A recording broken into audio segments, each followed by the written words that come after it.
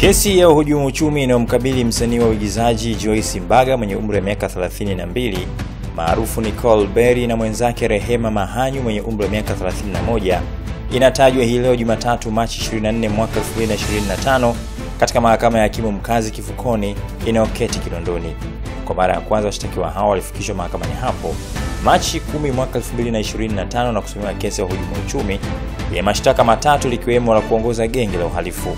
Siku hiyo wakili wa serikali Roda Maingu aliwasomea mashtaka yao mbele ya hakimu mkazi mkuu Ramadhan Rogemarila.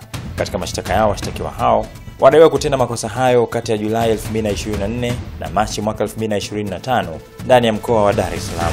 Washtakiwa wanakabiliwa na mashtaka matatu. La kwanza ni kuongoza genge la uhalifu kwa lengo la kujipatia fedha.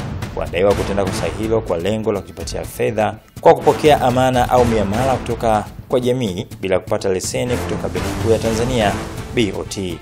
Katika shtaka la pili washtakiwa wote wadaiwa kati ya Julai 2024 na Machi 2025 wakiwa eneo lisilofahamika ndani ya mkoa wa Dar es Salaam walipokea amana ya shilingi milioni 185.51 kutoka kwa jamii bila kuwa na leseni.